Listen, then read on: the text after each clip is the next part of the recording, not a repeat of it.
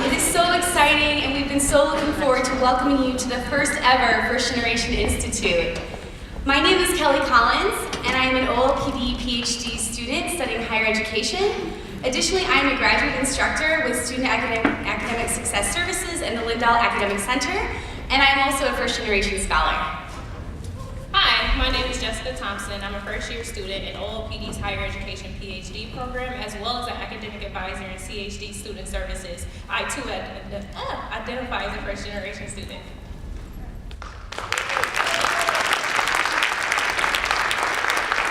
Kelly and I will be serving as your MCs for today's Institute. It is our honor to introduce the professor that was the catalyst for today's event, Dr. Rashna Jahangar. Rashna Jahangar, as many of you know, is a Morris Alumni Distinguished Teaching Professor and Associate Professor of Higher Education in the College of Education and Human Development. She earned an MA in Counseling and Student Personnel Psychology and PhD in Higher Education from the University of Minnesota and spent a decade working in TRIO programs prior to joining the faculty. Dr. Jahangar's research examines the experiences of low-income, first-generation students in college. In particular, she focuses on how curricular and pedagogical interventions can impact students' longitudinal interpersonal, and cognitive development. Her book, Higher Education and First-Generation College Students, Cultivating Community, Voice, and Place for the New Majority, was published in 2010. In addition to her several other roles, Dr. Jahangar currently serves as the Director of Undergraduate Studies for OLPD and teaches in CEHD's First-Year Experience program. Also, we wanted to say that in addition to her many critical roles on campus, Jessica and I wanted to share that as her advisees, that Dr. Jahangar is an empowering and empathetic mentor and advisor to so many of us. Welcome, Dr. Jahangar. Good morning. I'm glad everyone's so awake. And thank you, Jessica and Kelly, for that generous and kind introduction. I am really appreciative. So my mother likes to say that half the joy lies in the anticipation. And I can tell you that there are many of us who have been anticipating, planning, waiting for this day for quite some time. And it's amazing to see your faces here. If you look at your program, you'll see that Dean Jean Kwam was expected to be here to make the welcoming remarks.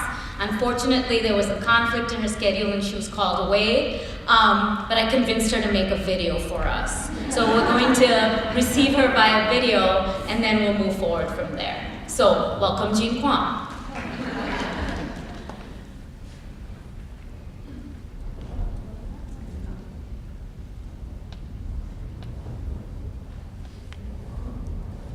Should I tell a joke while we fix this?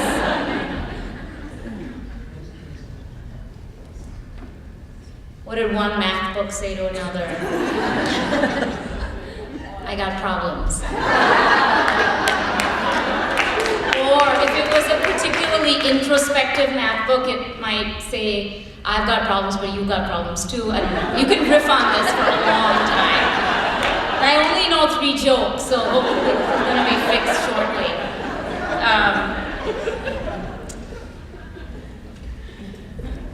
Well, maybe I'll say a few thank yous while we're waiting on the video. I think that's what I'm going to do. Events like this, they don't just happen. They come about with the help and support of many, many people. And there are several members of this community who have helped to put this together. I want to specifically mention the steering committee who helped pull this day together purely as a labor of love. We met for a year, visioning, shaping, and working in collaboration with each other to arrive at this day. If you look at the last page of your program, you will see their names listed, but I do want to acknowledge them. And when I'm done saying their names, I ask that you share your appreciation as well. Minerva Muñez, Anthony Albecker, Steve Cisneros, Gina Brewington, Jeannie Stumney, and Jill Kreitz, thank you for bringing your passion, your commitment, and your best ideas to this event. I also would like to thank Jessica Thompson and Kelly Collins and the cadre of volunteers. I do believe that love is in the details, and I appreciate the care and attention to detail that you brought to all aspects of this event. Finally, to Marla Etheridge and Sonia Runk from our CEHD Events and Communications Office, your able hand in guiding and shaping today has been invaluable. I like to say my thank yous up front because things don't always go as planned. Case in point. But what I do want you to know is that this process has been really intentional and it has been collaborative, and it only happens when people come together to work on something they believe in. So I'll stop there, and maybe the video is now cued. Hi, Jean. Hi, my name is Jean Kwam, and I'm the Dean of the College of Education and Human Development, and I am a first-generation student and very proud of that. Despite the fact that I grew up living very close to a college, North Dakota State University in Fargo, North Dakota, I was very frightened to go off to college. My mother was raised by her siblings and needed to go to work at age 16, and my father was the oldest of 7 children and needed to go off to work right after high school and then went into World War II, and so never had an opportunity to go to college. They were both very excited to see that I went off to college, but they really weren't able to tell me very much about what I could expect or to help me very much think through some of the challenges that I'd face.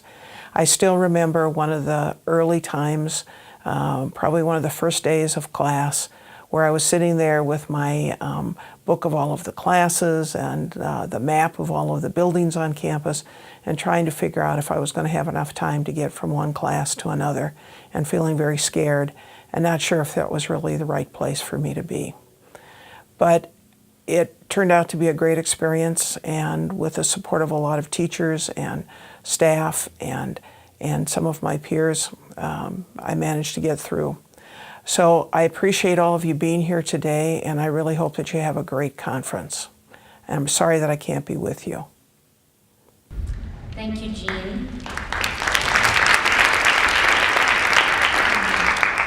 I think many of us resonate with components of the story that she shared, and a big part of this conference is bringing those stories into the light. As I was saying my thank yous, I do want to mention that if you look at the very back of your program, you'll see a number of colleges and other programs around campus that have chosen to support this day. By doing so, they're saying that this matters. They're saying that first-generation students matter. I want you to know that these contributions that they have made are going to become the basis of micro-grants that will flow back into our community. And we'll be saying more about the availabilities of these grants at our closing session, so I hope you stick around for that. The other thing I want to mention before I launch into framing the day is that this event is sold out, which is fantastic. It also means, so this means there's an interest, there's a commitment, and there's a passion towards this work and learning more about it. It also means our breakout sessions are going to be very full. I want you to know that they're all really compelling. And if you find the one that you're in is cramped, feel free to move and go to another one, so that there's sort of a spread across the sessions today. So let me talk a little bit about how this came to be and frame the day for you before we bring the panelists up on stage. When I was sitting with our gifted communication department to map out this program, I said that I see this day not as a celebration, but as a call to action, which of course prompted the question, what does that mean? What does it mean? Here's my response. From the Office of Higher Ed's 2017 data, we have evidence that the number of students who are first in their family to go to college in Minnesota is continuing to grow. Close to 40% of those students are students of color. Close to 50 receive Pell Grants. At this research institution, the flagship of the state, over 26% of students are first in their family to go to college, and U of M system-wide, more than 1 in 4 students are first in their family to go to college. And yet, who they are is often peripheral to the story of our whole student body. So the call to action is to raise some key questions that I hope we launch in our dialogue today. The first question pertains to visibility. How do we give attention to these students? Visibility does not solve everything, but when we move the discussion of who first-generation students are from the periphery to center stage, we validate, we normalize, we honor their journey to and through college and beyond. In doing so, we also honor their families, their communities, who may not understand this fine place so far from home, but do understand aspiration, opportunity, and the dreams of their children. One step toward visibility is showing students that we too resonate with their experience. So if you are first in your family to go to college, I invite you to stand or raise your hand if you are so moved. Let's stand, right? If you can, I invite you to stand. Look at that.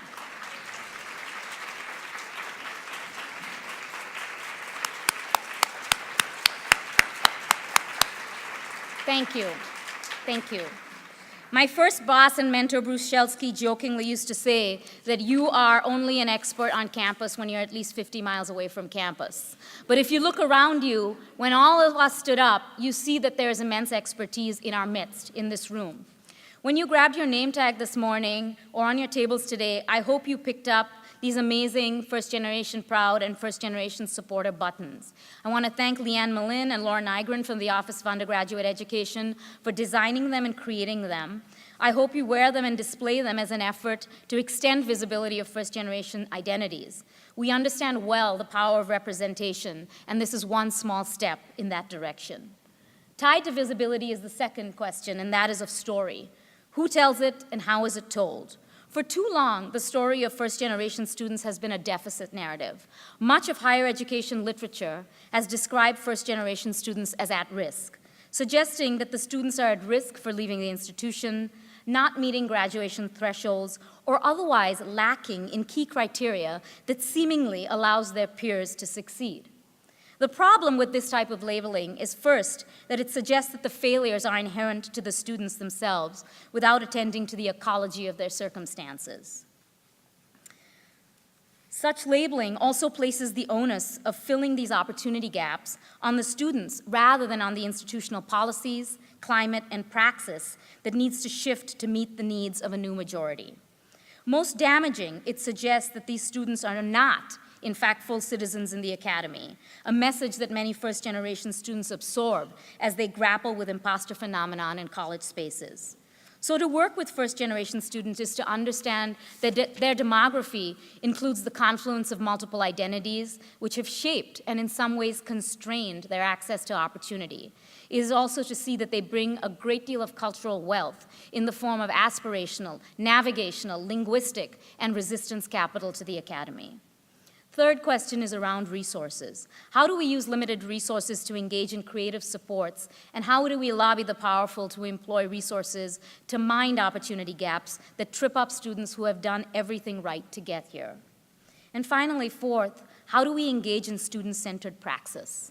Our students are here. They can teach us a lot. We would be wise to ask, to listen, and to hear. First-generation students are not a homogeneous group. Rather, their educational journeys represent an intricate juncture of place, aspiration, and access to American higher ed. These students have complex identities, making them hard to pigeonhole. They are more often than not students of color, hail from immigrant and refugee communities, and come from lower economic backgrounds. They're also parents, veterans, employees, caretakers, and cultural brokers of their extended families and communities. They do not all have the same story, but aspects of their narrative weave together to form a pattern reflecting both the richness they bring to our campuses and the obstacles that they encounter in academia. What can we learn from our students? How might their insights inform and shape the learning spaces we create for them? These are the questions I hope we take up today. Despite the ideals of equality that initially forged American education, it has in many ways become a class system where the nature of one's opportunity depends on ascription or birth. Inequalities surrounding race, class, gender, and other aspects have funneled some students into better opportunities than others. As the demography of our country changes, first-generation students have been in some ways the gate crashers at four-year institutions. Some institutions across the nation are being forced to take note of the changes in their student body, and some are choosing to make intentional efforts to retain and support our students. As Peter Sachs noted in his eye-opening book, Tearing Down the Gates, it is a revolution of sorts when major universities decide to push back against some of the powerful and most entrenched forces that help to create inequity. A few of America's best public universities are trying to find fairer, more complete, and even more accurate ways of measuring merit. As access to college opens up the gates to students who change the feel of our classrooms and our campuses, we all bear equal opportunity in shifting their status from one of gate cashers to one of full citizen. To make this shift, we will need to break from our previous view about whom we are responsible for and what we are responsible to. Within large flagship universities like ours, we serve students with a range of interests, challenges, and talents. As long as students who are first-gen and low-income remain on the periphery of our collective responsibility, they will not succeed on our campus. As long as we remain tethered to the idea that our work is only with X students or Y students, we will fail to see the potential of newcomers joining us in the academy. Students who come to our institution are our students, all of them. We as educators cannot be expected to have all the answers. In fact, we may not always be asking the right questions. This is why it'll be important for us to engage our students in the process of shaping their own destiny in higher education. Too often in the academy, there is a tendency to assume a problem is understood and to come up with solutions that may do nothing to address it. This institute today is an effort to begin such a dialogue, to situate our discussions in the stories, perspectives, and lived experiences of first-gen students, many of whom are here at the tables today, and to raise questions that we might want to try answering together. Should we take on the challenge of answering these questions, we will, like our students, be forced to consider new ideas, new ways of working together, and new ways of seeing ourselves. We will be uncomfortable, we will be frustrated, and this, I think, is progress. Thank you.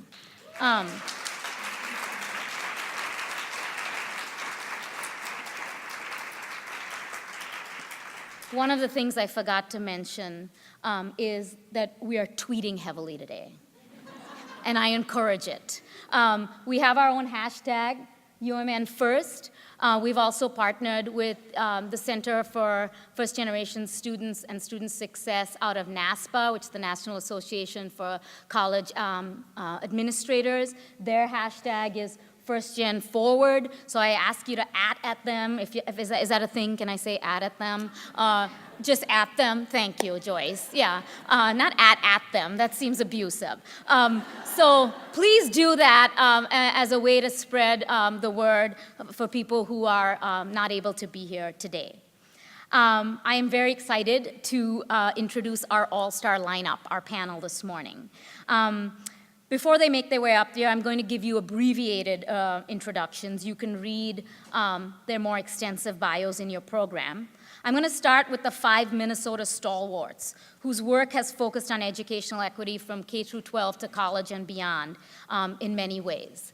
I will begin with introducing Courtney Bell, who is an academic advisor in the MLK program and the College of Liberal Arts. She was a finalist for 2018's Minnesota Teacher of the Year and holds a BA in Sociology, Law, Criminology, and Deviance from University of Minnesota's CLA, and her MED in Social Studies Education from the U of M. Upon the completion of her MED, Courtney returned to North High School as a 9th grade African American history and human geography teacher, where she taught for 4 years.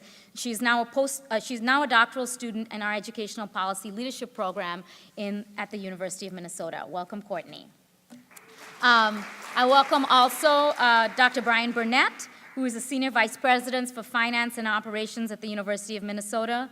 Dr. Burnett earns a master's degree in finance from the University of Colorado, Denver, and a doctorate of philosophy in educational leadership, research, and policy from the University of Colorado, Colorado Springs, where he also served as a senior executive vice counselor for administration and finance. Welcome, Brian. I also welcome Carlos Mariani Rosa, who was elected to the Minnesota House of Representatives in 1990, representing my hometown, St. Paul, District 65B. He is the member of the DFO and has focused his efforts on issues affecting urban and minority communities, including education, public transit, and housing and economic development. He is also the executive director of the Minnesota Educational Equity Partnership, a nonprofit that uses a race-based equity lens to transform educational institutions, organizations, and leadership. Thank you for being here, Carlos. Minerva Munez is the director of the TRIO Student Support Services in the College of Education and Human Development. Yeah, these kind of whooping is allowed and encouraged, yes. She earned her master's degree in public policy from the Humphrey School of Public Affairs and her BA from CLA in sociology. She currently directs the TRIO Student Support Services program here, but prior to that also serves as the TRIO Upward Bound Director for 6 years, preparing our college graduates for college entrance and success. Thank you, Minerva, for being here. Last of the Minnesota lineup, Dr. Michael Rodriguez, Professor of Quantitative Methods in Education in the College of Education and Human Development. Michael earned his PhD in Educational Measurement and Quantitative Studies from Michigan State, and he holds the endowed Campbell Leadership Chair in Education and Human Development with a long history of focus on educational equity. Thank you, Michael. And finally, we're going to introduce the out-of-towner. Dr. Latanya Reese-Miles is the Director of First-Year Experiences and Strategic Initiatives at the University of California, Los Angeles. She earned her PhD in American Literature, also from UCLA, and founded the Empowering First Generation College Students National Facebook page. She holds also a degree in English literature and her bachelor's degree from Maryland College Park. She is our non-Minnesotan on the panel. I met her 2 years ago when she first hosted a First Generation Institute on her campus at UCLA. Attending that event reinforced for me that this work needs to happen here. So I thank her for her inspiration and also for the context she can bring to this discussion from another progressive state and a large public institution. Panelists, I welcome you. Please join me on the stage for what I hope will be an invigorating discussion. Good morning. We set this up to be a conversation. I do have 6 questions. We may not get to all of them. We may improvise along the way, and we will have opportunities for audience questions in the latter half of the program. So I'm going to begin by sharing a recent quote that First Lady Michelle Obama shared when she talked about her experience as a first-gen college student. She said, "When I first arrived at school as a first-gen student, I didn't know anyone on campus. I didn't know how to pick the right classes and to find the right buildings. I didn't even bring the right bed sheets for my dorm bed. I didn't realize the beds were so long. So I was feeling a little isolated and a little overwhelmed." So panelists, I wonder if you might reflect on these comments and connect it to both your work and potentially your own lived experiences as first-generation college students. Well, first let me say that's real. The sheets, the bed situation, like what is the extra long twin? I don't know, but I would say that First Lady Obama, when she made that statement, first of all, it was profound and it was extremely important for her to acknowledge, A, that she was a first-generation college student, and B, the gaps of understanding that come with being the first. I think for myself, you want us to reflect on our experiences. Okay, so for myself as a first-generation college student, I recognized that there were a lot of things that I didn't know, but I think what's extremely important for people to understand about first-generation college students is that regardless of what you don't know coming in, you did what it took to get there, and so you shouldn't be looked at in a deficient way. Because to be a pioneer, right? Because that's what you are. If you're a first-generation college student, you're a pioneer. To be a pioneer is to not know the lay of the land, but you learn it. I think that what is important for those who serve and work with first-generation college students is to bear in mind the piece that I just said, that they are not to be looked at in a deficient way, but to understand that there are some areas that may exist where there's a lack of knowing, and that their job is to support and to help to bridge the gap and provide the resources. So not to feel sorry or to attempt to leverage any other aspect of problematic things. I'll jump in. So I'm a city kid. I grew up in St. Paul. I grew up on the east side. half of the family was on the west side, half the family was on the east side. The only reason I got to college is because my counselor sat me down and said, fill this out. And I'm proud to say I'm fifth generation on one side of the family, fifth generation Minnesotan. And it took 5 generations to get one of us into college. But when I went to the Morris campus, any Morris folks here? Woo, UMM, go Cougars. Thinking, okay, I'll go to this, never been out there, West Central Minnesota, and then just for 1 year, and I'll come back to the Twin Cities campus.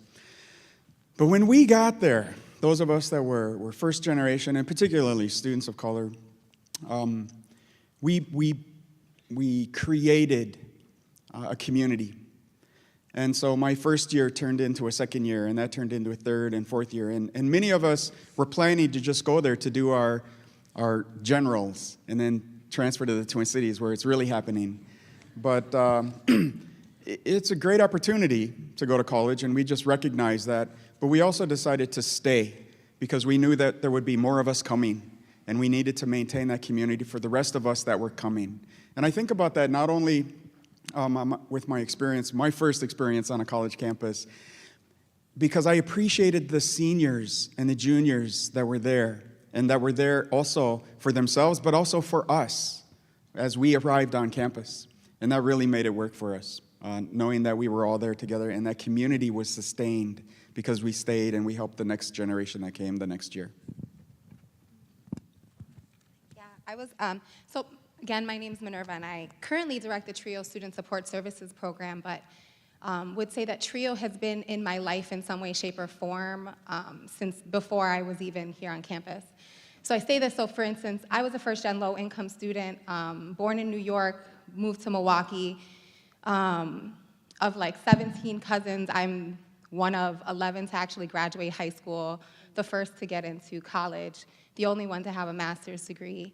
And I would say that the programs that I joined early on, right, because I think that some of the issues that first-gen students face happen even before they get to college, right? So it's a lot of the pre-college work. And I was fortunate to have found an EOP program that was born because TRIO existed, right? And this program in Milwaukee that gave more information about how to actually access college, what types of things that you need to do to get there. Once you're there, what kinds of questions you should be asking. So I think I was part of a fortunate crew of low-income first-generation students who aspired to go to college but didn't have any resources to get there. For me, I would say that TRIO or the EOP programs instilled upon me this idea that with that privilege comes responsibility. So it's why I've dedicated my work really to each one reach one, each one teach one, this idea that as I advance, I'm pulling and helping others with me, right? So that's been the core of my work.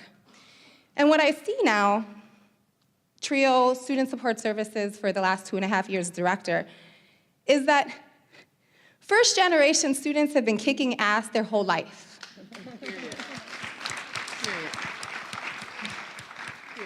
So it's not this, like we do approach this often with this deficit base, right? Oh, they oftentimes are intersecting with maybe lower ACT scores or a lived experience that doesn't often make sense in this kind of a space.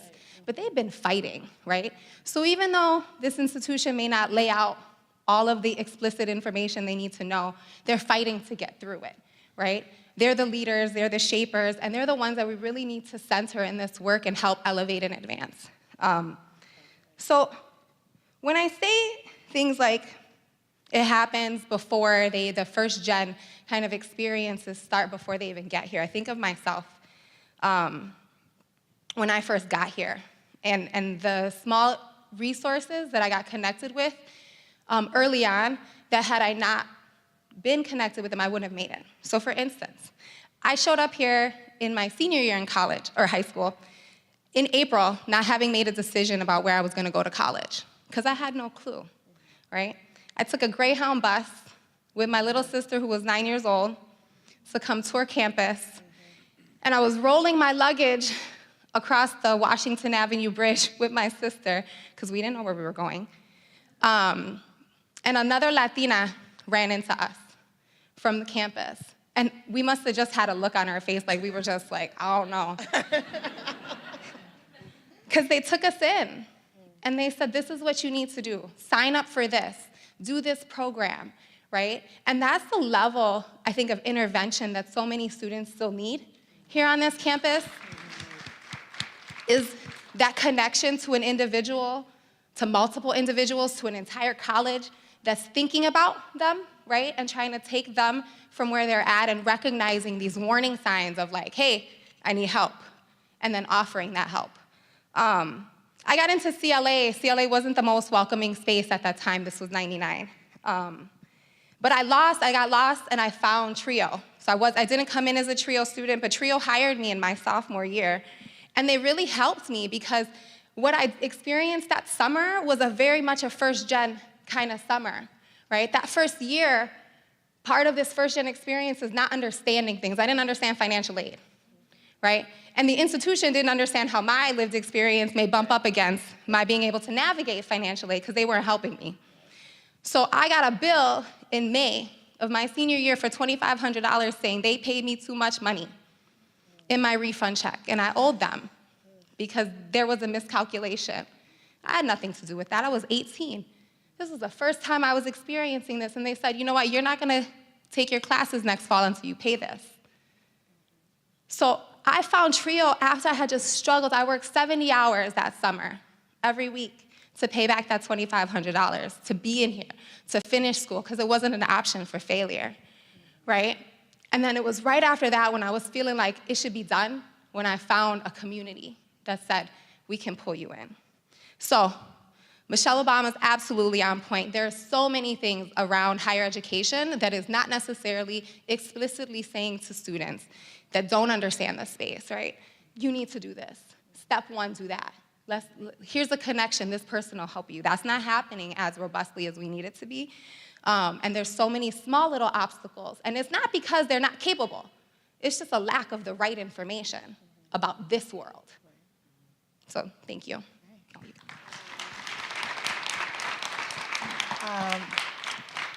I just have to say first how excited I am to be here. This is my first time in Minnesota. I'm just geeking out. Thank you for ordering good weather for me. I really appreciate it. I'll start with when I started college, I knew full well that I was a black student, knew without a doubt that I was black. I did not know that I was a first-gen student, even though I was. How did I know that? Because all of the socializing messages were about being black in college. At that time, there wasn't an explicit conversation about being first-gen. I knew I was a first in my family, but I didn't know I was first-gen. You know what I mean? There's a distinction that's being made. All of a sudden, the fact that I was the golden child in my family meant something, right? And so when I went to University of North Carolina at Chapel Hill, the things that I started to experience, I kept attributing to race. I thought it was because I was black, because I was out of state, because I had braids. I just couldn't figure out what it was. And I know now it was culture shock. And I know now it's because I was first gen. So the first point I want to make is make sure that you're constantly defining and telling students why it matters, because you may be the first person to let them know. And so the work that I'm doing right now, so that's my personal story, but what I like to focus on is this idea of first-generation awareness. And I think it's important that students know it and those who work with students know it, because we put a lot of emphasis on the entry point, the access point, without realizing that our identities are going to shift and change over time. So that first-gen identity might not be as salient as for undergrads, but if they're going on to graduate school or professional school, which is the case for me, I felt like I got hit, like I was able to make it through undergrad and be okay. I was TRIO too, but I was still like able to make it through. By the time I entered my PhD program, I was like, whoa, what is this? And so you had mentioned before the idea of valuing your knowledge. You have to, first-gen students, and those of us working with first-gen students need to be mindful of that beyond the collegiate years, because we may feel like our knowledge is even less significant post-graduation, if that makes sense, and valuing the fact that even though I didn't grow up in a college-educated environment, I love sports.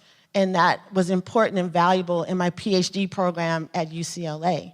And so it took an advisor telling me that what I grew up with was important and it mattered. So I just wanted to be able to speak to the fact that this identity doesn't just end when you start college. And that's where a lot of the focus is on, like, oh, we got them in, that's it. What about persisting to graduation? And then what about thinking about graduate professional school opportunities and career opportunities as well? Well, good morning, and thank you again for having me. Nice, great story. Thank you, and thank you for coming all the way from sunny LA.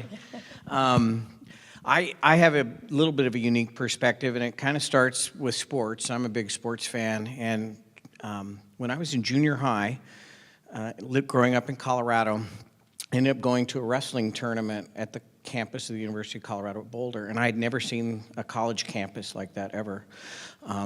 What I mostly remember seeing was the roof of the field house because I got pinned 3 times in 3 matches. So I was up looking in, but it was my first exposure to a big university, being that I'm a grandson of English immigrants and first to think about even going to college in my family. So my whole goal after visiting this beautiful campus in Boulder, Colorado was to get there. And got accepted, and the first year was kind of rough because I didn't have parents who could describe it to me, so I thought I wanted to go into medicine, and long story short, I ended up getting an EMT, an emergency medical technician at night, and my parents were like, "You're going to have to help figure out a way to pay for school. We can get you through the first year." So I wandered over to the athletic department at Boulder and seeing if they needed anyone to help, and they said no, but we have a scholarship open next year for a trainer.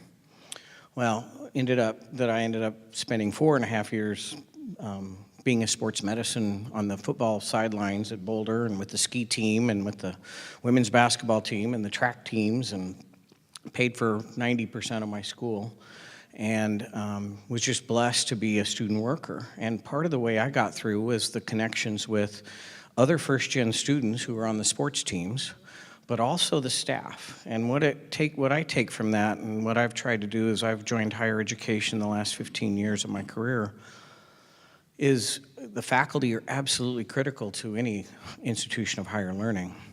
But oftentimes it's the staff who take an interest in you individually and think about ways to customize your schedule to make sure you can get through and graduate. And I worked at the University of Colorado at Colorado Springs. I'm a late in life academic. I got my PhD when I was 47. And I would say that the biggest predictor of graduating from that campus of the University of Colorado was working on campus. That was the single greatest predictor, is working on campus. Why? We would always customize their job schedule around their class schedule, and it helped us improve our graduation rate. So I think I would say to this group that faculty absolutely have huge impacts and can make a big difference in the lives of all students, including first-generation students.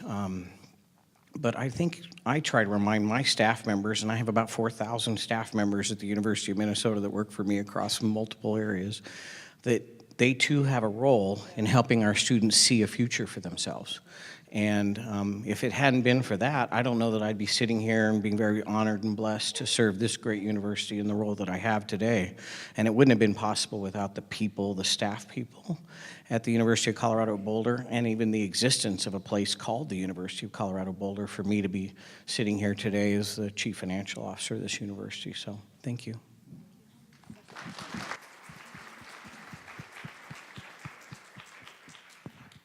Hello, good morning, buenos dias.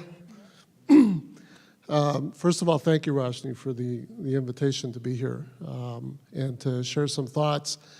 God, I hated getting pinned, you know?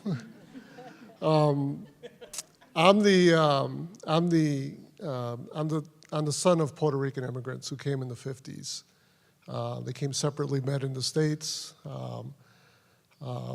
All of us, 4 of us, were born here stateside. We grew up in initially in a very culturally one-dimensional Puerto Rican household. Everything was in Spanish, all the food was Puerto Rican, all our neighbors, our friends, our interactions. When I first went to school, as the firstborn, I didn't speak English. I now speak English better than I speak Spanish, aunque me defiendo. And in many ways, going on to post-secondary was something that was supposed to happen. You know, my folks came from pretty much nada. Mom slept in hammocks as a baby, as a child, dirt floors, no running water up in the hills of Puerto Rico in the 40s. Pop, very similar. A lot of economic hardship, quite frankly, a lot of cultural supremacy and chauvinism, you know, as living in essentially a colony of a major superpower. The island bled people in order to just make ends meet, not unlike what's happening right now, you know, with the caravan, for instance, that's moving its way north through Mexico. So 1 million Puerto Ricans, essentially, in the 50s alone, migrated to the States. And so, of course, Carlitos, you're going to go to college because all this has got to mean something. I mean, all this incredible sacrifice and movement is really about you. It's about you and your brothers and your sisters. It's about us doing what we need to do so that you have opportunities. We'll talk about a big, you know, expectation, right?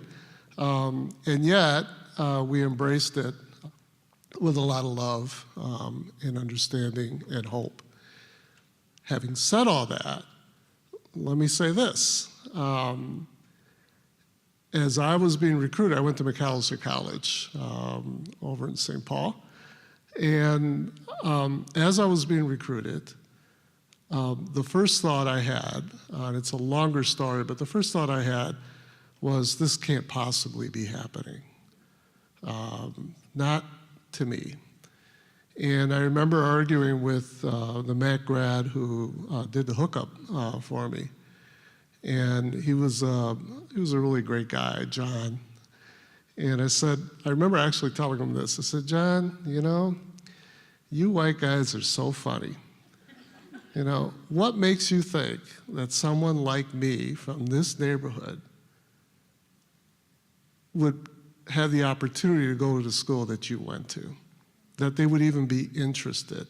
You know, don't play this game on me. You know, I mean, really, for me, it was like a game, you know, because that was the existence that we lived in. You know, it was a survival existence. You know, we understood that there was a lot of gaming happening on our communities, on our families. And part of growing up, partly in the streets, was to protect yourself, you know, and not fall, you know, for the game. Well, John was serious, McAllister was serious, so they persisted. I could tell you the very first meeting I had with the recruiter, I didn't even get halfway back to the classroom before I ditched the application form. I wasn't going to set myself up for this. And then he shocked the hell out of me because he came back a few weeks later and asked me what happened to the application form. And then he sat with me and we filled it out together.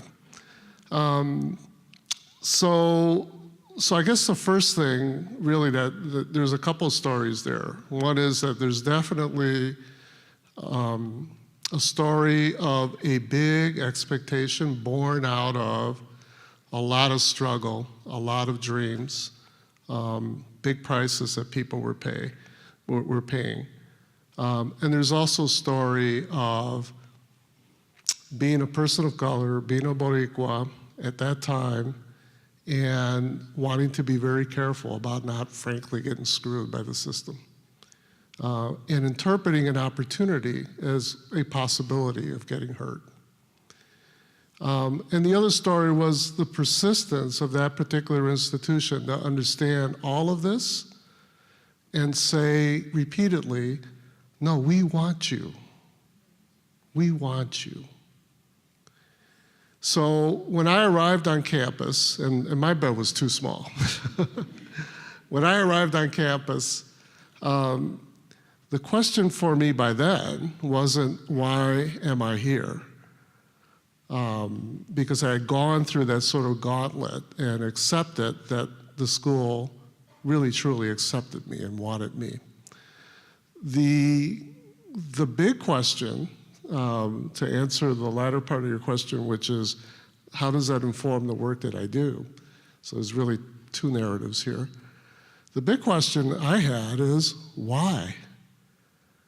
Why are you teaching this way? Why are you speaking this way? Why are we reading this? Where is me in the curriculum? Where is me in the storytelling? Why?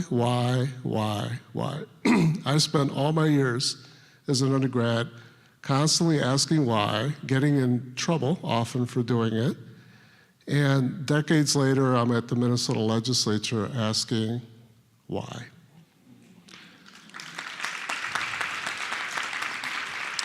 So first gen, at least my experience as a person of color and a first gen, is that there's a rich experience that comes with that raises the possibility for critical questions that can enrich our society.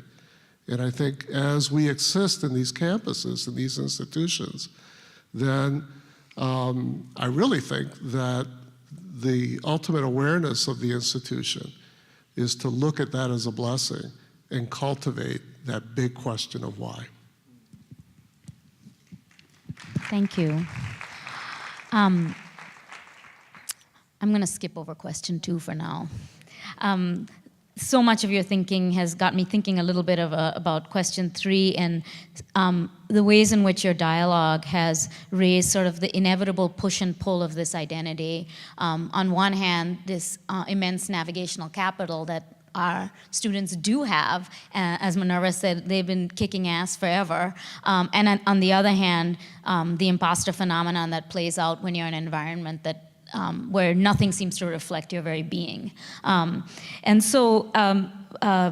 then related to that, what LaTanya was talking about this notion of what is a visible identity versus an invisible one. So I'll ask the third question, and I'll let you just take it how you will. But you said that, based on what you've said, we have talked about the first-gen status and experience as an invisible identity. So how might we, as an institution, programmatically and so forth, work to advance the visibility of this identity in ways that give students a sense of self-advocacy? Yes, thank you for asking that question. First things first, the University of Minnesota and most universities across the world, they study all of the realities of first-generation college students and make big bank off of it on a consistent basis. So let's just say that. These conversations are being had, right? But it's not being attributed to the social capital of the first-generation college students to say, we know that you may very well know these realities firsthand in a way that somebody who has never experienced it but studies it for a living does not, right? And so when we talk about making first-generation college students visible, right? And saying, and really for me what it is acknowledging the benefit in the diversity and the amazing qualities that they bring to the table. That's really what it is for me when I think about it, because if it's coming from a deficient place, then you're not acknowledging what I'm bringing to the table. You're not acknowledging all that I offer, right? All of the experience and the background and the knowledge that I have. And I think that one way that the University of Minnesota and just universities across the nation could make a first generation status more visible and positive would be departments who focus on, especially qualitative and social science departments, that focus on different phenomena, social phenomenon of poverty, of inequality, specifically social inequality, poverty, you name it. They need to start to bring those who experience it firsthand to the table for the conversations. And that can look like, for instance, McNair, the McNair Scholars Program, which, let me just give a shout out to Trio, okay? Let me just say, like, I love Trio with my whole heart because Trio held me down from 7th grade all the way till now, still, right? So what is an institution what is a program within an institution that will literally say to you from the beginning, I see all that you are, it is beautiful, it is beneficial, and I'm going to invest in you. What? That's deep. So it's not a question of, is the university doing it? No, there are pockets within the university that are doing it, specifically Trio. So one thing that I would say that the university could do is to sit down with Trio and say, what are you doing? How do we do this on a larger scale? You have already invested in first-generation college students, underrepresented college students, and created a literal pathway of opportunities for them from middle school all the way through college. How can we learn from you? The resource is always there. It's just a matter of, are we gonna acknowledge that you're there, and are we gonna acknowledge that you're doing something that is pivotal and that is groundbreaking, and actually learn from you? And so I would be remiss to not acknowledge that this phenomenon already exists. The visibility of first-generation college students and making them know that they are bringing much to the table and that they bring a lot of positivity to the university level, that's already existing. The university has to enter into real intentional conversation with the programs that are already doing it and doing it well and have been doing it for a very long time. And they have to fund. So they have to put their money where their mouth is. I mean, because you can have a conversation all day, but if you're not gonna put the money on the table, it's really irrelevant. So you gotta have the conversations. You gotta get real about allowing those who have been doing it to lead, right? And to lead the way that they know best. And you gotta fund it, and you gotta be intentional and serious about it.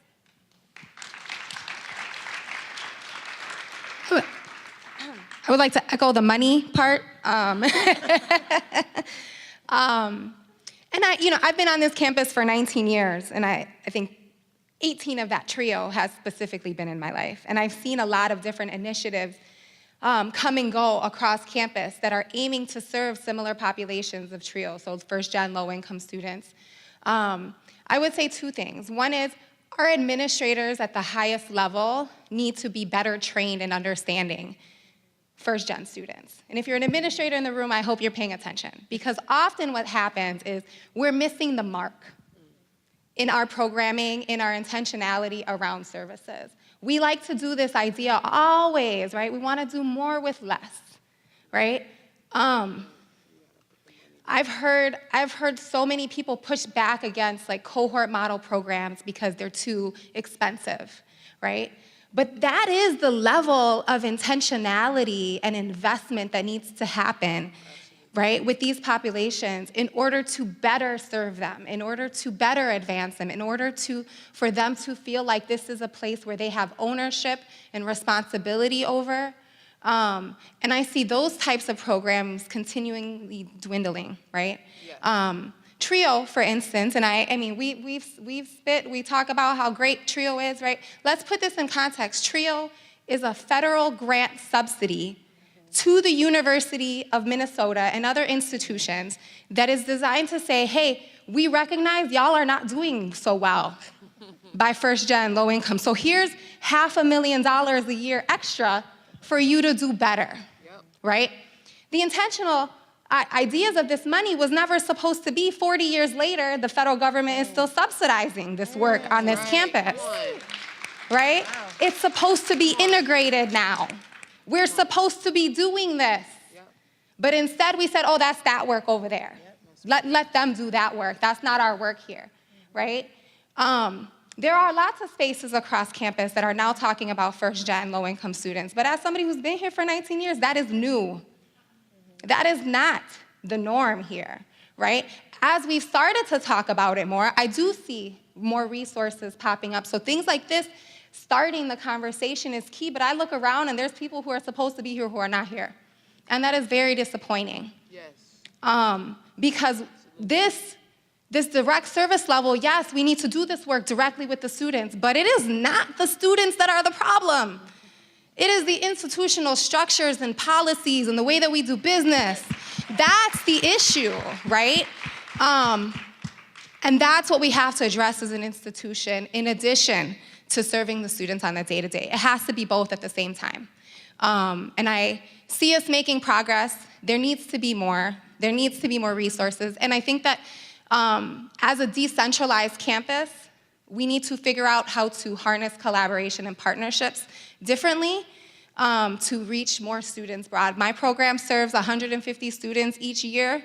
There are way more first-gen low-income students all across campus. It is not enough. There are other programs that are serving, not in the exact same way, but I think that there are things that TRIO could bring to the space to help elevate, but that takes money, and it can't always just be an outside grant funding that.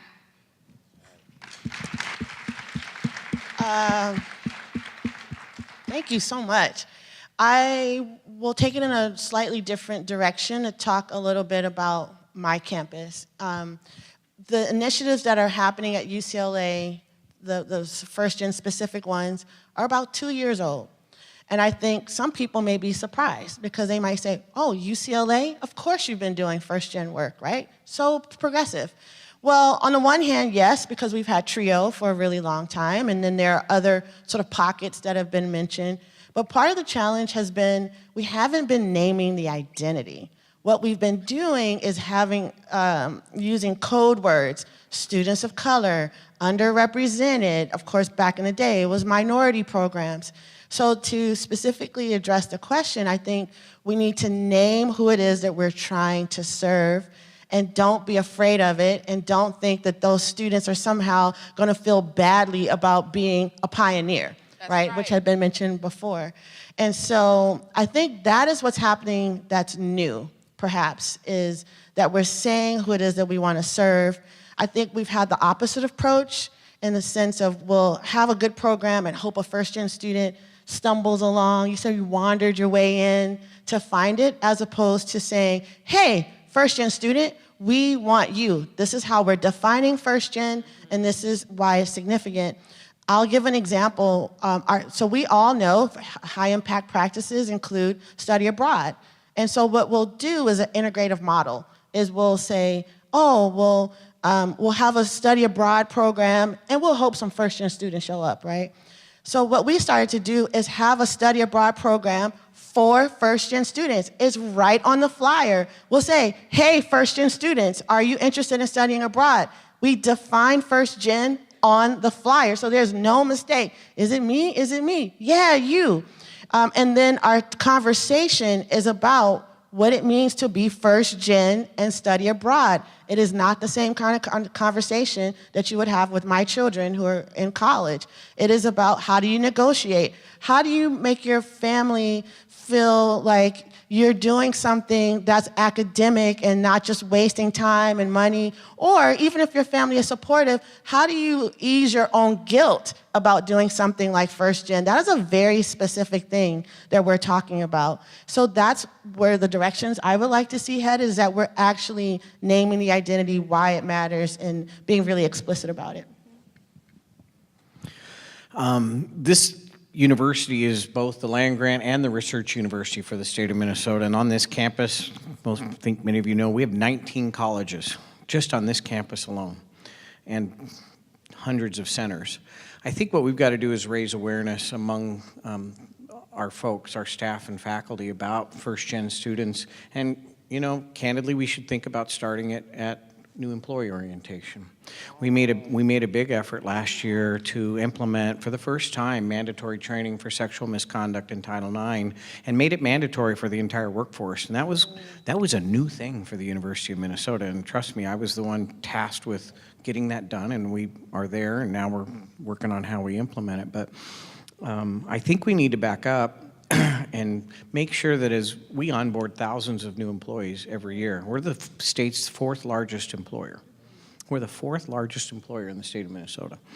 I think we need to back up and think about how do we raise this issue about challenges faced by first-generation students, what you can do as an individual within our workforce to make them feel welcome and supported, and what do they know where to point a first-generation student? Would they even know what resources are available? And so I think that as I sit here and just process what I'm hearing, I think I'm going to talk with the HR department because we're in charge of new employee orientation, and how could we weave that in to the new employee orientation and raise that awareness from the minute they become an employee of the university.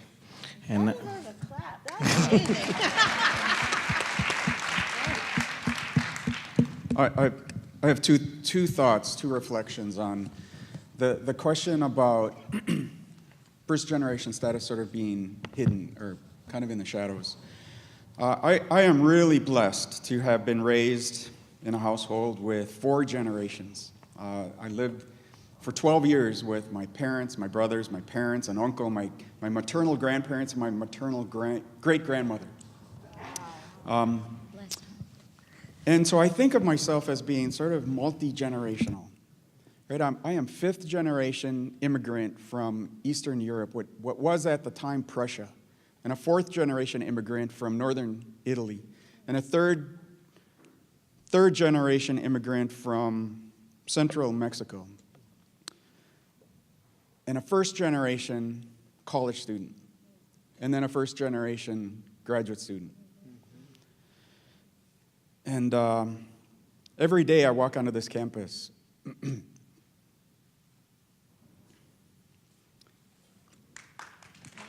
Right.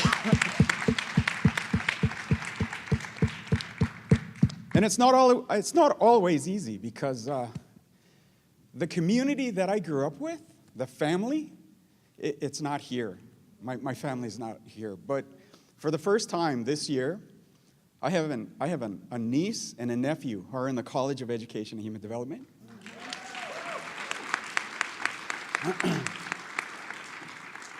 And I've been here for 20 years on this campus. And what I try to do in my own work and my own practice is reconstruct that family and that community. And it's a struggle. It's a struggle. I'm at the graduate level. I admit graduate students. And we think it's hard finding ways to connect with communities through admitting undergraduate students, but we got to get those undergrads through because I need them. I need them in the graduate school. And so I spend a lot of time trying to build community with my students, and the majority of the students in my program now are first-generation college students, and now they're in a graduate program. And so I'm building community. Check, 1, 2. It works. I'm building graduate student community, and I know that in order for my graduate students to stay and to be successful, they have to be connected. And so I'm connecting them in every possible way. Check, Mike. I have very high expectations for their scholarship, but I make sure that their scholarship is connected. So we have connected with Carlos and his team at MNEEP. I'm going to have to leave this afternoon. My research team is meeting with Youth Prize, with another youth development organization that believes that youth have the inherent potential for positive youth development. And I think that has really sustained these students. It gives them a way to see their work in a way that is engaged and connected. And unfortunately, I think we fail to provide every student with that opportunity to make sure that they're connected.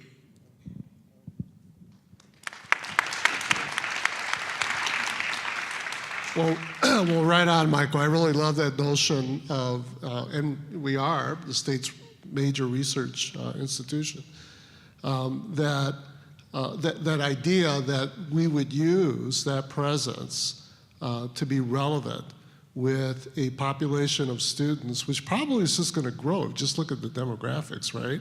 You know, in terms of their interests, of the research that hasn't happened, of the way to talk about and describe and analyze reality from their perspectives. What a powerful thing to do, and what a wonderful opportunity for this institution to renovate itself as a result, therefore, of this population of students that have not been here in that way. But I want to add another thing, and you know, I tend to think in big systems, so this is going to be really much more intimate. Because I was reflecting on the question of visible. I was reflecting about an experience we had on campus many years ago, and so the thought is that if there's a desired agenda for first gen students to be visible, to understand that could well be a question of asking people to be very vulnerable in a very public way. That's a big ask. I mean, it goes back to my experience, you know, when that was all part of that. And it seems to me that should be a reciprocal act, that should involve the people who populate the institutions, the instructors, the staff, the managers, to also be visible, which means also be vulnerable. And to create opportunities where we can share those vulnerabilities, those stories of who we are with one another. I got to tell you, we had one powerful session years ago, and actually it happened afterwards. So we were alums. We were mostly alums of color, interacting with our former instructors. And, you know, there was some pain in the room. You know, it's like, well, you know, because remember we were asking those questions of why, you know, and one of the eldest of the instructors who had retired, he was in the theology department, shared his story, and it blew all of us away. You know, he told us a story of a young man in a small farm in New England. I think it was Connecticut. Try farming in New England. You know, small farming in New England, whose life got interrupted with World War II. His family didn't have much. He goes to Europe, he fights in Europe, he comes back, the GI Bill comes. So that is a systems issue. GI Bill comes, it gave him an opportunity that he would not have had. Yale Divinity School, eventually, you know, teaches here in the Midwest. There's just no way that would have happened. But the thing was that when he told the story, we saw ourselves. And I saw my Puerto Ricanness, you know, but my family, who had very little, you know, who moved, you know, and were able to create an opportunity and have that be part of our, I mean, so much of mine, you know, the generation after me, they're all in post-secondary, okay?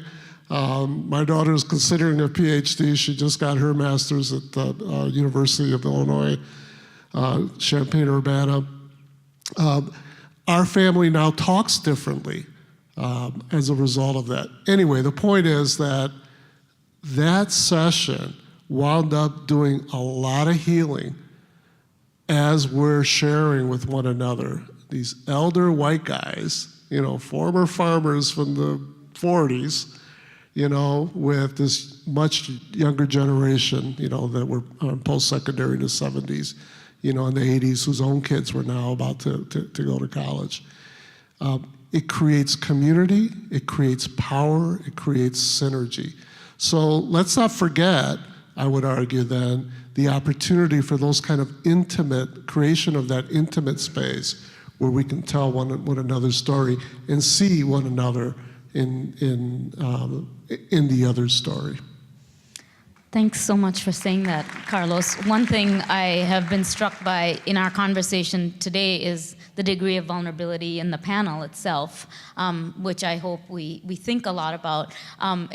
A lot of my research has been on students here on campus, and one thing that has been a resonant theme, and it's almost disturbing, is I'll say, what would you like to say to faculty or administrators? And they'll say, could you just be more human? I've heard that more than one time. And then when I ask for what and why and how, they articulate, when you're up there, like we are, and we seem so out of ourselves, right? What might it mean to tell us a little bit about how you got here, or where you failed, or because of course we did, multiple times. But those aren't the narratives that we've been taught to talk about, and the Academy certainly does not invite a dialogue on failure, though it's often the place we learn the best, even in experimental research. So it is at the core of, to what extent do we ask for that vulnerability, and to what extent are we willing to give it? I'm going off script here, obviously, now. Yeah, I don't even know what time it is. You're my timekeeper now. I, didn't bring a watch. But one of the things I'm also hearing in the dialogue today is that we've heard a lot about the power of one. That one person who finds you and grabs you and lifts you and holds you and shakes you, all those things that you need at various times in your career, or the community you ran into at Morris, or the places. And one of the things I worry a lot about is we got lucky, there was a lot of happenstance. And happenstance is nice, but it ain't intentional. And so when we think about those experiences and people that shifted our individual trajectories to bring us where we are today, I want to think about how do we move that into intentional, programmatic experiences and spaces. And so I wonder, when you think back on your experiences in that context, what might you be able to say about how we do that, or places where you see that thriving and happening? Yes. About the importance of staff, and there's a staff group that I want to acknowledge, and that is our facilities workers, our food service workers, our custodians. Mr. Stanley was the custodian, the housekeeper in my residence hall my freshman year. And when I was thinking about transferring and I was feeling that culture shock and out of place, I didn't talk to a single advisor. I talked to him.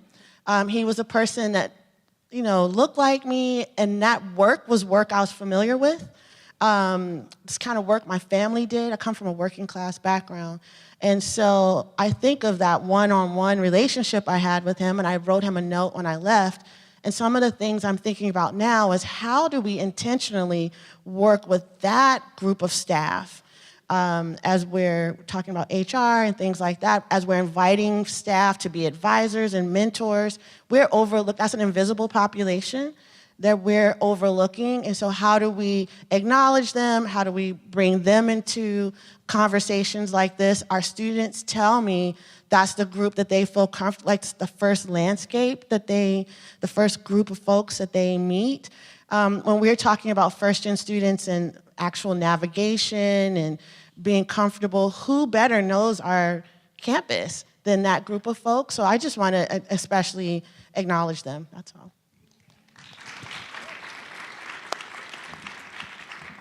I have a little bit, just a different take on what we should, no question we need to be more intentional and personal, but I think one of the best things we can do is help students develop grit, perseverance, and optimism. And in today's political climate, that's a big one, right? I mean, because there's a lot to be depressed about. I'll be candid with you.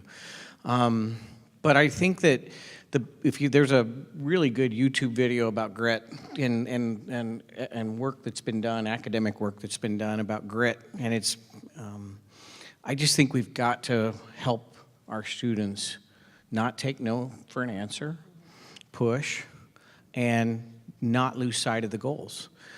The American system of public higher education is the great societal leveler. It gives students the opportunity, irrespective of their background, to change their economic future. It is a uniquely American model that other countries are trying to replicate, and we're trying to hold on to it because of the changing nature of how we fund it. But I think that imparting, encouraging, and modeling what does grit, perseverance, hard work, optimism look like is something that leaders need to do to help our students succeed. And I'll play devil's advocate a little bit to that, in that there is a tremendous work done on grit, and there's also, a fair amount of critique on it, in that it suggests in some way that it's internalized, right? One of the things I would argue is that I do think our first generation students, as we all represent on this panel, are representations of extreme perseverance, right? I mean, think about your own stories and how you've persevered. So I agree that we really need to model how to push or how to engage in a type of resistance capital to forces that diminish or essentialize or somehow, constrain how you want to be in the world, because I think our students experience that a lot. But I also want us to think about this piece that came up earlier in our conversation, which is, it feels like we are in such gray area. This work is not binary because our students' identities are so complex and nuanced. So how do we acknowledge that there are things that students don't know about this place and don't have resources on, which is really hard and real, but then they also have all this stuff.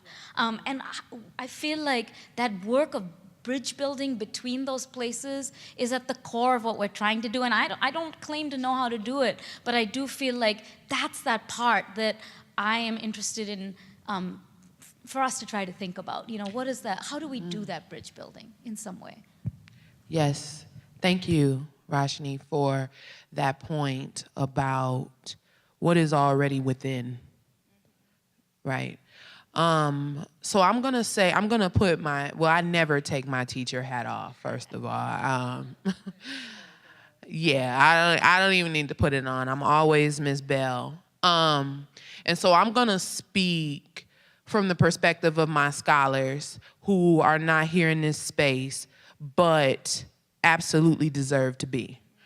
Yeah, y'all can clap for my babies because they deserve to be in this space. I think I'm just gonna speak. I'm just gonna speak from the heart because this topic is huge to me. When we talk about the transparency that's required, and you talk about those degrees of separation, it's impossible to sit in this seat right now and not acknowledge that I still, in many ways, am connected to that 18-year-old that stepped on this campus in 2007 and had absolutely no clue what I was going to do here, but knew that somebody was paying for it and that I was gonna get a degree out of it, right? So here's the thing. I think, going back to my point, what has to happen is there needs to be some humanity that is added to the conversation about first-generation college students. There's a lack of humanity, there is a lacking humanity that is not acknowledged when you talk about those who have not come from backgrounds of education and in the upper echelons of class.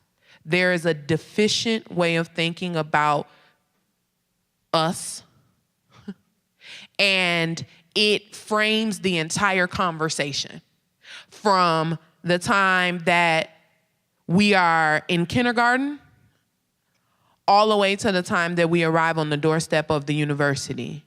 And it's extremely problematic. It's extremely problematic. There's a lot that's ingrained in that. There is racism that is ingrained in that, extreme racism. And the problem with the ignorance is that nobody wins in the situation, and those who choose to address first-generation college students in a deficient way, they ultimately lose out. Because if everyone on this panel is a first-generation college student, what does that tell you? It tells you that it's not a lack of ability, okay? I'm gonna say that again. It's not a lack of ability, right? It's not a lack of perseverance. It's not a lack of desire, okay? What it is an oversaturation of systematic barriers. And if those are not acknowledged, for what they are and what they do, then the conversation continues to focus on what the first generation college students don't have. No. That's not a realistic conversation. Because when you think about, let's think about this for a minute. Now, I'm not a mathematician. I don't want to break this down. What does it mean to be a first generation college student? How many does it mean that you are the first generation of people from your lineage? Absolutely not. So what it means is that hundreds of years, centuries have transpired and you are one who has made it to a level of higher education. Come on, when we think about that, that is so problematic, it stops me in my tracks. But if you think about the conversation, that's a warrior. You are a warrior. So when you get to where you're going, people need to put some respect on your name, period. So as I'm not a big proponent on professional development because I don't believe that you can teach somebody how to acknowledge somebody else's humanity. I don't believe in that. But I will say this. If there's anything systematic that needs to be addressed, it is the barriers that allow for centuries of families and lineages to exist in this world and to not ever have the due opportunities that they deserve and that they full well can handle. That's what needs to be acknowledged. Until it's acknowledged, until the systematic racism that creates the phenomenon of first-generation college students is acknowledged, then you cannot even start to begin to serve them. And that's just it.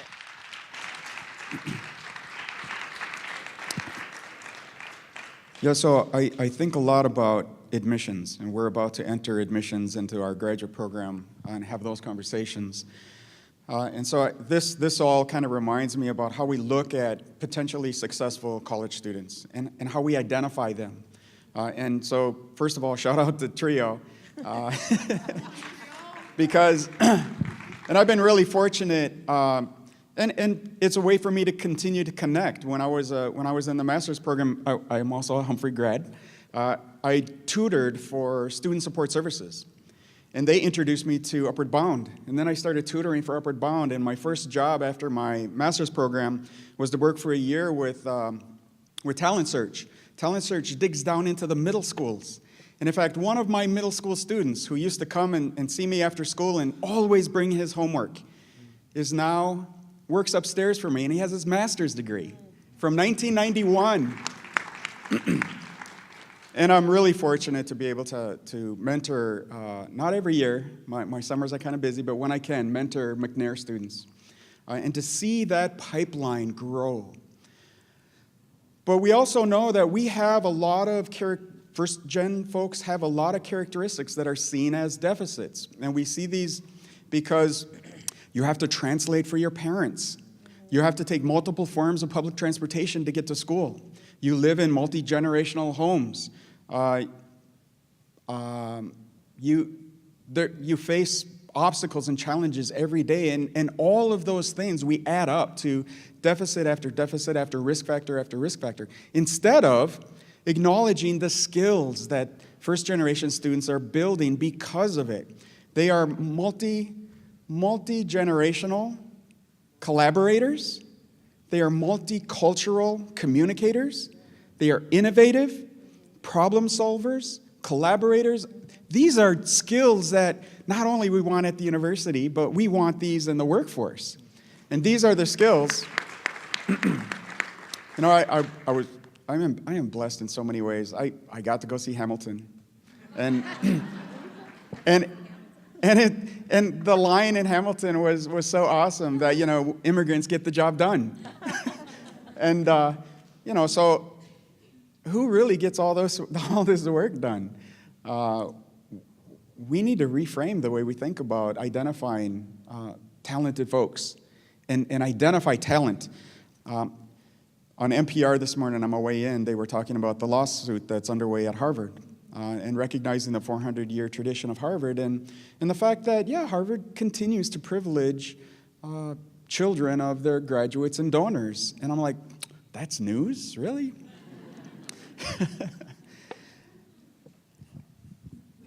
I don't know how to follow that one up. I don't know. I'll let Carlos jump in and then I'll follow up. Just very quickly, you know, at M&EP we say fix systems, not kids. Fix systems, not kids.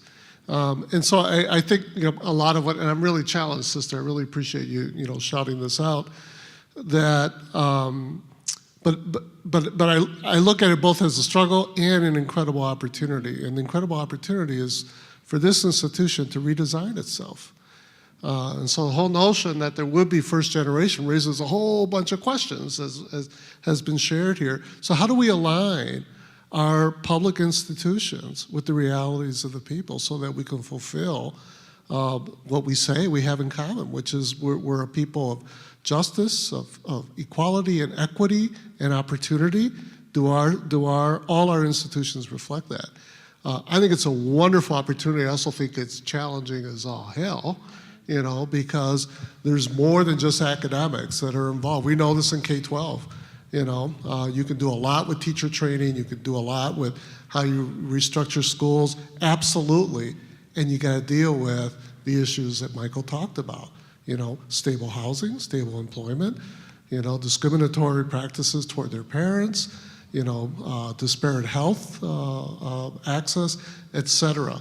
All our institutions need to be challenged that way.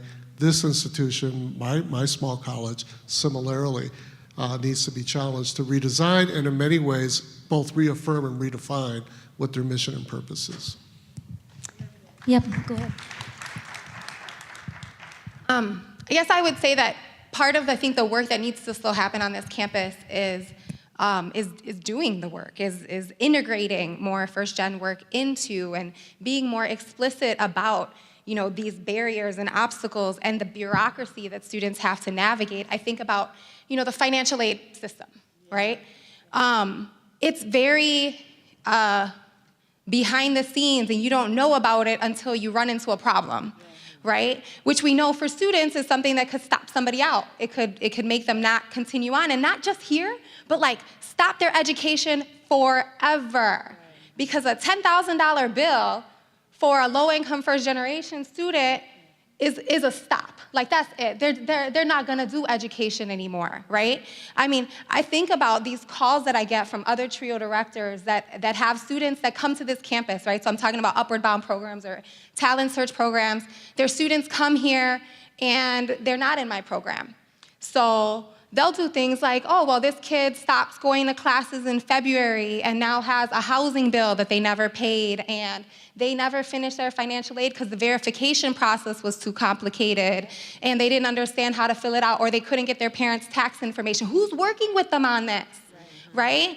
Like, here at this institution, it's pretty like, you know, we're not gonna do it until it's a problem, or we're gonna send constant emails telling them that they're deficit, right? Because they either haven't paid this bill on time, or because they don't have enough credits, or they have too many credits and they haven't declared a major, and now it's a problem, right? They're getting all this kind of negative feedback, but nobody's breaking it down for them, right? We have many of the advising spaces here, 300 to one advisor. That's not enough, right, to break down that information for first-gen students. I think in the last decade, we've popped up so many first-year experience programs. How many of y'all are breaking things down for students?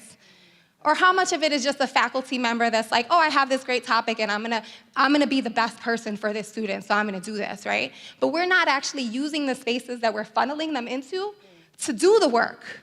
We're not there yet, right? We're still too elite and hierarchical, and faculty drive everything and it's so great, and all we need to do is just have a faculty of color in front of them and they'll be fine, or a person of color in front of them and they'll be fine, but that's not the truth.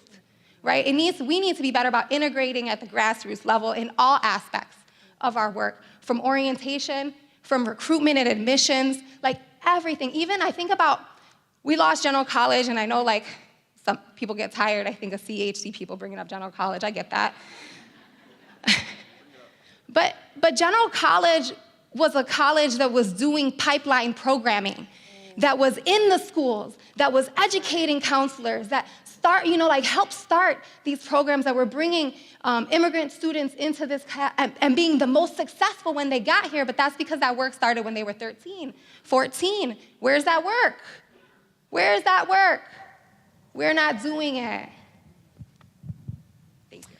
So, I was worried we wouldn't have anything to fill the time. I want to make sure we have time for the audience to ask questions because we're really close to that. I also appreciate the tenor with which we've raised difficult questions. I remember when I said, you want to really have a dialogue? Well, part of that is going to mean we'll feel frustrated, we'll be uncomfortable. This is progress. I really did mean that, and I feel like some of the discussion we have here is really reflective of what it takes to move things forward. And so I hope you feel that yes, we can launch that now as you go into the sessions and then come back at the end of the day to think about ideas generated that we could put into microgrants that create new ideas that extend responsibility beyond those on stage to all of us. So I want you to keep that spirit. This is my pep talk to you. That's what I'm doing now. What I would like to do is open up the floor for questions. We have about 10 to 15 minutes for questions before we move into the morning sessions that will be on the third floor. So there's roving microphones. James has one, Ting has the other. Give him a wave and they'll come on right over. I see someone right here, James.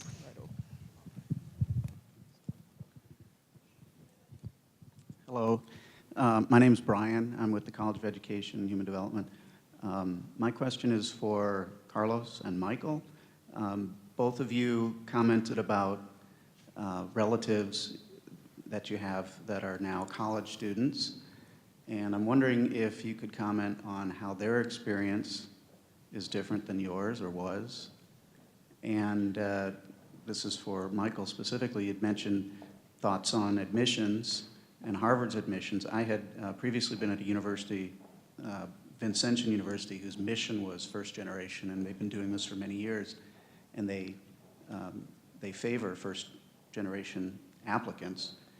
Of course, now after multi-generations, there are second and third generation applicants who are not favored in the admission process. And if you could comment on your thoughts about that. So, first family. Family is really core, I think, and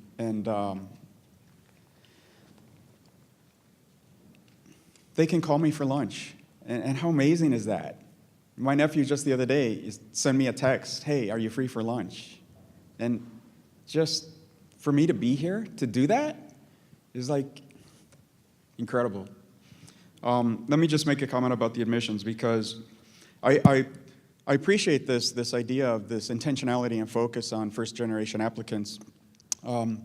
I don't know how it happens in undergrad, and people ask me all the time, and I say, that is a totally different world to me because I live in the graduate school world. But when we look at applications, we do care about this as well, because we know that we are educating and preparing people who are going to be leaders and take leadership positions, and people that will be in decision-making positions. And it's really important for us to understand who are we preparing to be the decision makers, because these are the folks that are getting the graduate degrees that land those jobs that are really hard to get without it. And we take that very seriously. So we look for perhaps non-traditional ways of excelling and having experiences and talents that we think are going to be really important in our fields. We see ourselves as feeding our fields with people who are going to make healthy, responsible decisions. And so we can do that, and we have a lot of flexibility because there's no sort of formulaic approach to admissions at the graduate level, and there's no I mean, quite frankly, there's no oversight. In most graduate programs, if a faculty person wants to take on an advisee, they can do so, and they can make an argument to do so. And so we have to really be intentional, but we also have to recognize who are we putting in the positions to make those decisions about admissions, and who gets to decide on who is admitted. And my encouragement is, when it comes to first-generation applicants, you have to look in a different way. You have to turn that application upside down and look at it from a different view, in a different perspective, and find the clues, find the talents, and instead of deficits, it's the assets and skills and the other things that students have to offer. But then, we can't stop there. We have to support those students when they get to campus, and we have to be there. I have been touring the state the last couple of weeks and talking a little bit about measurement stuff, but also this idea of developmental relationships, because some of the measurement areas that I work in is in social emotional learning. And it's a simple recognition that learning is a social activity, and we cannot separate individual identity development from cognitive development. Those two things co-occur. And if we don't attend to both of them, we are doing a lot of harm. A lot of harm. Very quickly, we have both my kids and several, the other cousins scattered all over the country. We're now, entering into that, or actually we're at that era where they're graduating. and a few of them have gone on to like law school, medical school, et cetera. Here's the thing. What I've learned with that is that, one, the issues that, as a person of color, first generation and a person of color, that the issues I faced, that I saw, are still there. So one of my nephews was at a Colorado school. I can't remember which one it is. I'm not going to say, but a university, one of the schools in Colorado. His first year was miserable. This is a Afro-Puerto Rican kid. His first year, he was basically, later on, we discovered he's being bullied, okay, in college, being bullied. The school eventually, after some interventions on the family's part, stepped in and kicked the guy out. And his first instinct was to run away from that, come back home, because, first year away anyway and the whole bit. So our generation of the pioneers, basically the role we played was to have a reference point. Hey, I've been there, I've dealt with this, I've seen this, do this, this, and this, believe in yourself, don't let nobody run you out, etc. My son graduated from Northeastern out in Boston earlier this year, walked into a university, had a program set up originally as an African American student support program that expanded out to include all sorts of other student population groups. Incredibly mature, powerful program. It was a comfort and a blessing to my wife and I to know that not only was he going far away to a good school, but he's going far away to a good school with good people who understood him, who had developed, ways to work effectively with students exactly like him. By the time he finished Northeastern, they had pretty much disbanded that program. And my heart bleeds because there's other kids like my kid, who are looking at that school. What's going to happen there? So that issue about student support is critically important. But to your question, for us, what we learned with all that generation is that because we had the experience we had, we were able to provide a reference and good advice that I think helped them to continue to persevere, to be resilient, because the issues are still there. They're all, kids of color. Some are low-income kids, just like we were, 30, 40 years ago.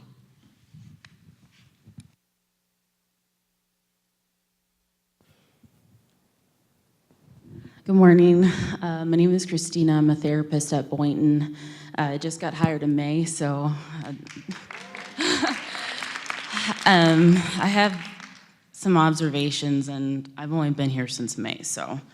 But it's been my observation that students are actually some of the best advocates for one another and have a great knowledge about the resources on campus. And so my question is kind of directed towards Courtney and Minerva.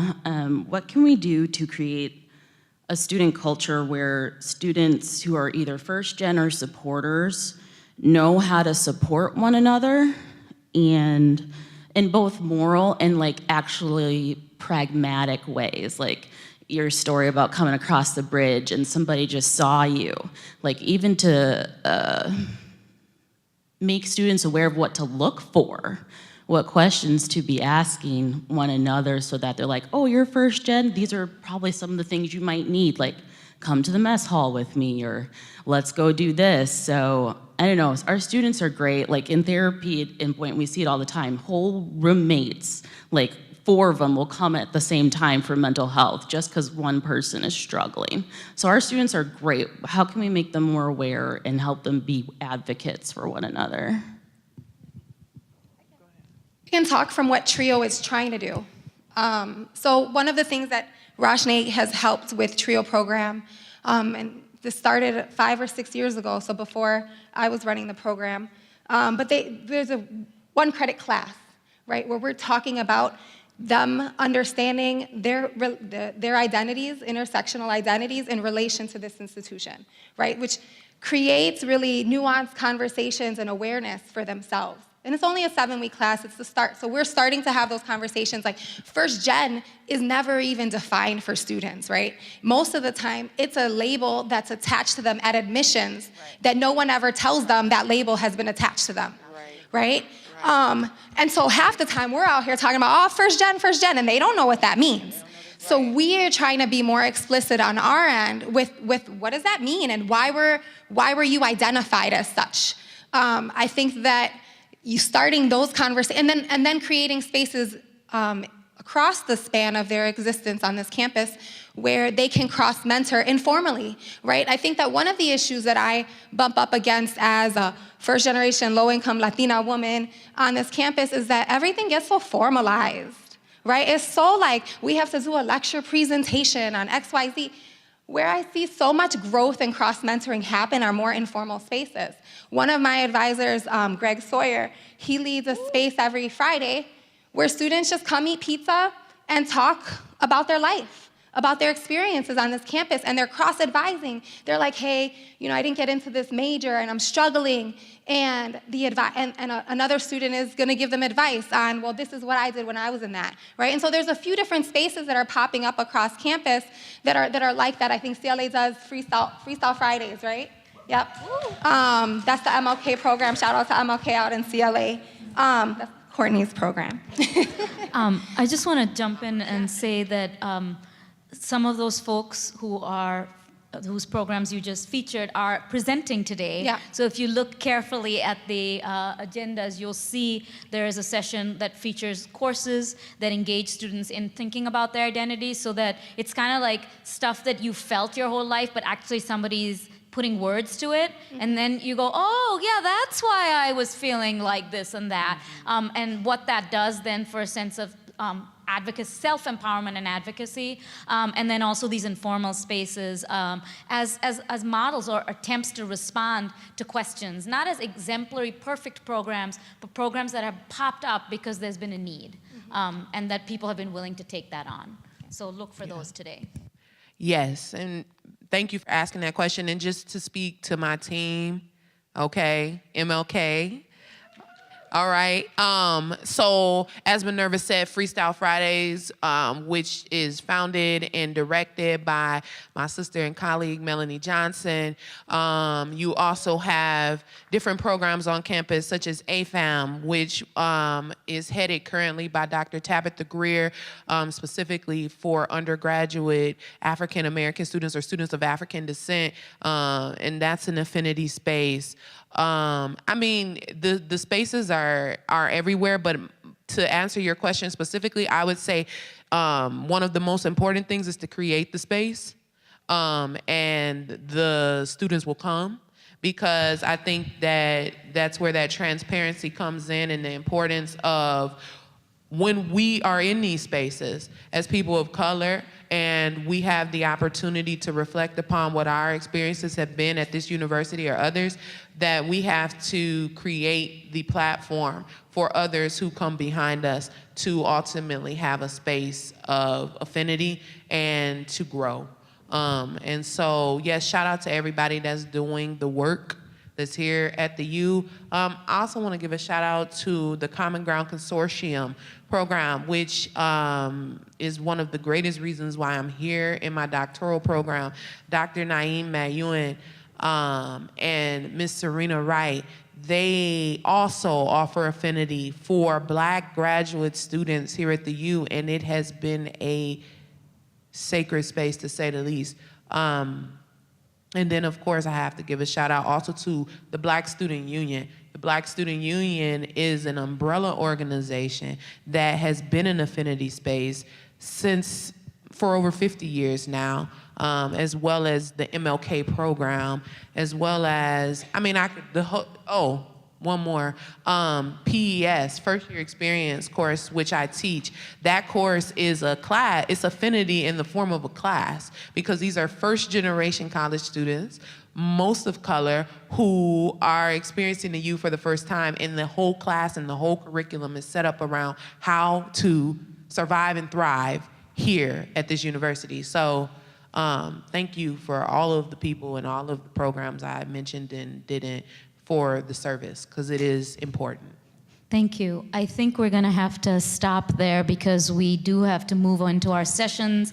My friend Kate Maple gave me this card this morning, and I thought it was perfect. It says, "I would like to do whatever it is that presses the essence from the hour." And I hope that we have pressed the essence from this hour together, and we continue to do so in the work that we do today. Thank you so much to the panelists. Appreciate you.